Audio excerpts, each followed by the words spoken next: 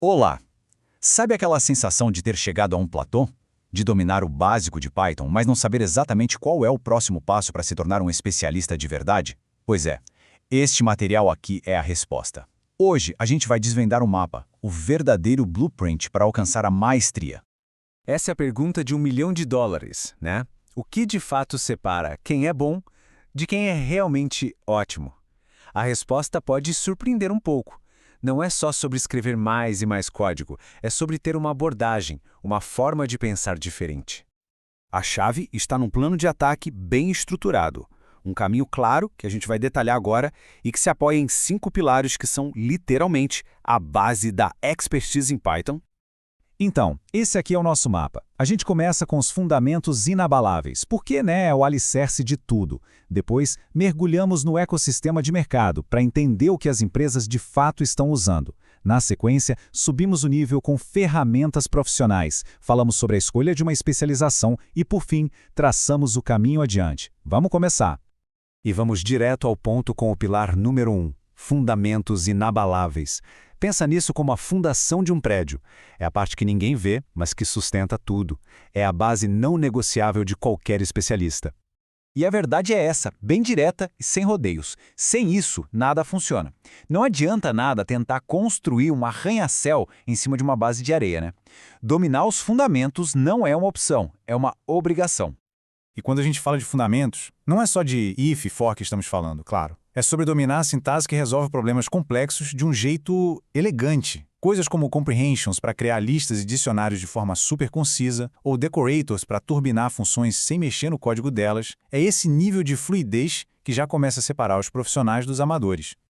Mas a maestria vai ainda mais fundo. É sobre entender o que acontece por baixo do capô do Python. Um exemplo clássico disso é o tal do Global Interpreter Lock, o GIL. Entender por que ele existe e como ele impacta o paralelismo de verdade em Python, olha, esse é o tipo de conhecimento que realmente diferencia um especialista.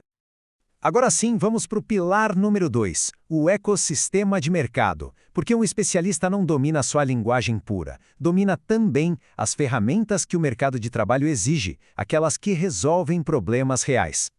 E aqui a gente entra num ponto crucial para qualquer dev back-end. A escolha do framework não é só questão de gosto, é uma decisão de arquitetura, uma decisão estratégica. Saber que o FastAPI é incrível para APIs modernas e rápidas, que o Django é um gigante robusto para projetos complexos e que o Flask é perfeito para microserviços, isso é o que define quem sabe o que está fazendo. Mas o ecossistema é muito mais do que isso. É dominar bancos de dados com SQL, é garantir a segurança com padrões de autenticação e, principalmente, é entregar um código que a gente sabe que funciona. E como a gente sabe? Testando. Testando de forma rigorosa com ferramentas como PyTest. E isso não é só profissionalismo, é a garantia de que o software vai ser robusto. Chegamos aos pilares 3 e 4, que a gente vai juntar aqui. Ferramentas de nível profissional. É aqui que o jogo muda. A gente para de só escrever código e começa a construir e entregar software como um profissional sênior. É o verdadeiro arsenal do dev moderno. Olha só, inteligência artificial já deixou de ser um nicho há muito tempo. Hoje é uma vantagem competitiva brutal.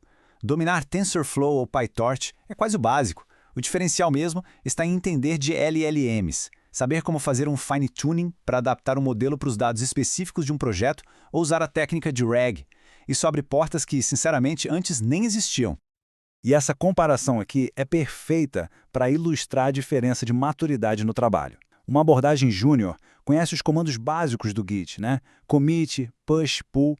Já uma abordagem sênior domina estratégias de branch, sabe quando usar rebase em vez de merge e entrega pull requests que são verdadeiras obras de arte da comunicação técnica. Fora isso, hoje em dia, um conhecimento profundo em pelo menos uma das grandes nuvens, AWS, Google Cloud, Azure, virou meio que padrão. É preciso saber de verdade como usar serviços de computação, de armazenamento e, o que é crucial, saber provisionar tudo isso como código. E tudo isso nos leva ao quinto e último pilar, que talvez seja o mais importante para uma carreira de longo prazo: a especialização. É aqui que se deixa de ser apenas uma pessoa que programa em Python para se tornar a especialista em X. Alguém com um valor assim inestimável para o mercado. Como a gente vê aqui, existem vários caminhos de altíssimo impacto. Back-end, ciência de dados, IA, automação. A tentação é sempre querer fazer de tudo um pouco, mas o grande segredo da maestria é o foco. É escolher uma, talvez duas áreas e mergulhar de cabeça. Por exemplo, um caminho é se tornar arquiteto ou arquiteta de sistemas. A pessoa que constrói a espinha dorsal de aplicações que vão servir milhões de usuários. Isso significa dominar não só frameworks como Fast API, mas sistemas de mensageria como Kafka e, claro, pensar em arquitetura de microserviços para criar sistemas que simplesmente não caem. Ou, claro, dá para ir para a fronteira da tecnologia, inteligência artificial e LLMs. Essa, sem dúvida, é a área mais quente do momento. É sobre pegar modelos gigantes de linguagem e ensiná-los a fazer tarefas super específicas, construir agentes autônomos.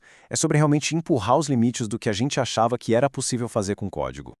E isso amarra tudo que a gente viu. Recapitulando o nosso roteiro para a maestria. Tudo começa com uma base inabalável. Em cima dela, se constrói o domínio do ecossistema de mercado. Em seguida, se adota um ferramental de nível profissional. E, finalmente, o grande diferencial vem da escolha de uma especialização. É uma jornada, sabe? Não é um destino final. Bom, o blueprint está aí, está claro. O caminho para a maestria em Python não é mais um mistério, é uma decisão. Então a pergunta final não é mais como, mas sim o quê. Com essas ferramentas todas em mãos, qual problema incrível vai ser resolvido? A oportunidade é gigantesca.